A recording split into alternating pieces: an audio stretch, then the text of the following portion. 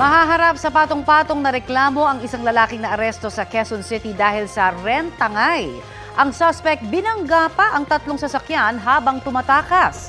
Balitang hatid ni Emil Sumangil. Hindi lang isa, kundi 3 sasakyan ang nabangga ng motoristang ito sa Cubao, Quezon City.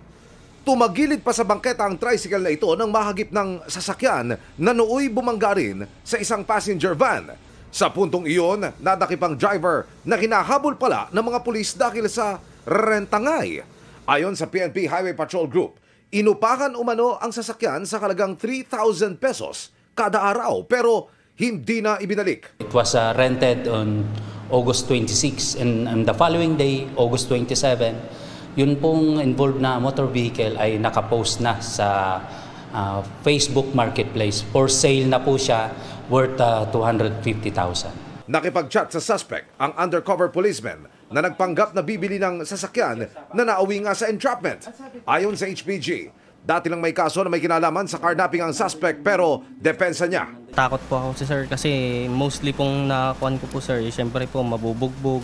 Kung hindi po mabubugbog, kung ano pong gawin, kaya po sinubukan ko pong tumakbo sir, pero pinagsisihan ko po yun na ginawa ko po. Sir, alam ko naman pong mali po yung ginawa ko po dahil po sa pera po, dahil kaya ako po nagawa. Pagpasensyahan nyo na po ako dahil sa hirap din po ng buhay, tapos mag-isa ko lang pong nagtataguyod sa pamilya ko po.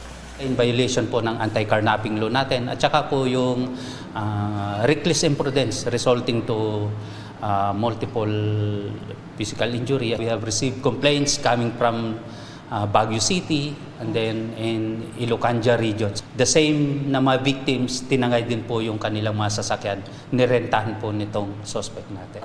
Emil Sumangil, nagbabalita para sa GMA Integrated News. Kapuso, para sa mga maiinit na balita, mag-subscribe sa GMA Integrated News sa YouTube. Sa mga kapuso naman abroad, subaybayan nyo kami sa GMA Pinoy TV at sa www.gmanews.tv.